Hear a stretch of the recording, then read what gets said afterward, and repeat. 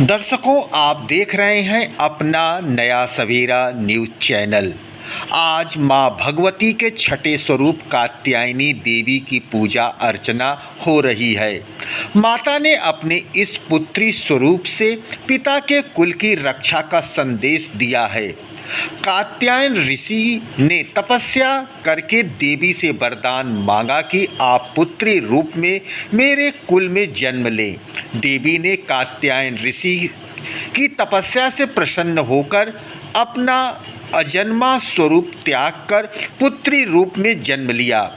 सामान्यतः पुत्री का गोत्र पति के गोत्र से चलता है, लेकिन यहाँ देवी सदा सर्वदा के लिए पिता के गोत्र से जुड़ गई। इसी कारण देवी का नाम कात्यायनी पड़ा। इस रात्रि जागरण और जप करने से साधक को सहज ही माता कात्यायनी की कृपा का लाभ मिलता है। नवरात्र की छठी तिथि पर माता सरस्वती को समर्पित है। दर्शकों, माता कात्यायनी जी का मंदिर वाराणसी शहर के गंगा तट पर माता संकटा मंदिर के पास आत्मा विश्वेश्वर मंदिर प्रांगण में है। दर्शकों, यहाँ की मान्यता है कि कुंवारी कन्या अगर माता कात्यायनी देवी को हल्दी और दही का लेपन करती हैं तो उनका विवाह अतिशीघ्र होता है और पति योग्य मिलता है। कभी कभी ऐसा भी होता है कि मांगलिक दोष होने के कारण बेटी का विवाह नहीं हो रहा है तो माता कात्यायनी देवी मंदिर में आकर हल्दी और दही का लेपन करे तो मंगल दोष से छुट्टी मिलती है और बिटिया रानी का विवाह अतिशीघ्र होता है। रात्रि में आज चतुर्थी और पंचमी तिथि एक साथ माँ कुष्मांडा और माँ स्कंद माता की पूजा का विधान है।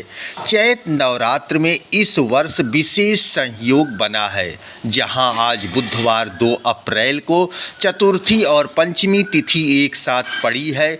इस दुर्लभ योग के कारण भक्तों को एक ही दिन में मां कुष्मांडा और मां स्कंद माता दोनों की पूजा करने का अवसर मिल रहा है।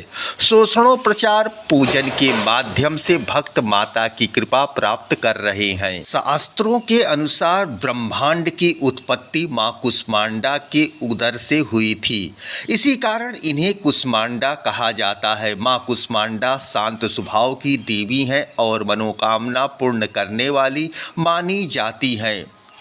पंचांग के अनुसार मां कुष्मांडा का स्वरूप अत्यंत शांत और सौम्य है। साधकों को इनकी आराधना के दौरान देवी भागवत, नवाहन पारायण, देवी अर्थो शीर्ष और दुर्गा सप्तशती का पाठ करना चाहिए।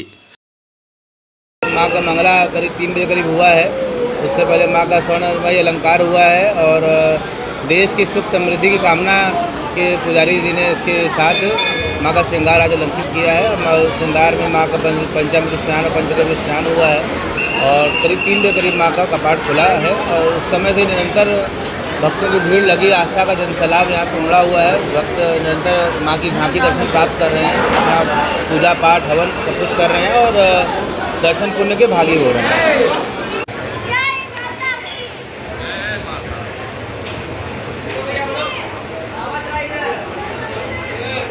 रात्रि की चतुर्थी पर ज्ञानवापी का परिसर जय माता दी ज्ञानवापी में क्या बोलेगा, बम बम बोलेगा का जयकारा गूंज उठा। श्री काशी विश्वनाथ धाम की ओर से जाने वाली सड़क पर श्रद्धालु मां श्रृंगार गौरी के दर्शन के लिए कतार लगाए हुए थे। सुरक्षा के कड़े इंतजामों के बीच यहाँ 25 मिनट तक विधि नाम से ध्यान से पूजा हुई। बुधवार को श्री काशी विश्वनाथ धाम में विराजमान माता श्रृंगार गौरी की चौखट पर पहली बार 15 वनवासी कन्याओं ने हाजिरी लगाई। श्रद्धालुओं ने मां श्रृंगार गौरी को 151 नारियल अर्पित किए।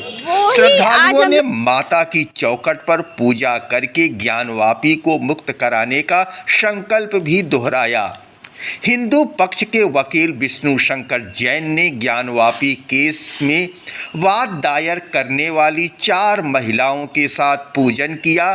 पूजा के बाद विष्णु शंकर जैन ने कहा कि मां से हमारी यही प्रार्थना है कि कोर्ट में हमारी जीत हो, ज्ञानवापी में अष्टमंडल का भव्य मंदिर दोबारा स्थापित हो, हमें वहां पूजा का अधिकार मिले।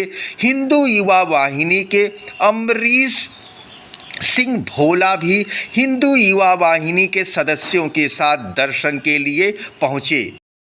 आज विष्णु शंकर जैन, जितेंद्र सरस्वती, अमरीश सिंह भोला जी, हमारे माननीय सुधीर सिंह जी के नेतृत्व में यह यात्रा यहाँ से निकलेगी और मंदिर में जाएगी, दर्शन पूजन की यात्रा होगी और विश्वनाथ जी का दर्शन होगा और व्यास जी के तखंड दर्शन पूजन करेंगे। हम लोग उद्देश्य मात्र इतना है, उद्देश्य मात्र इतना, मंदिर का निर्माण हो, भव्य निर्माण हो और 2 लाइन तक अपनी वादी को बुला के इतिहास औरंगजेबों का पन्ना फाड़ उड़ाएंगे जहाँ हमारे शिवलिंग निकले। देख रहे हैं अपना नया सवेरा।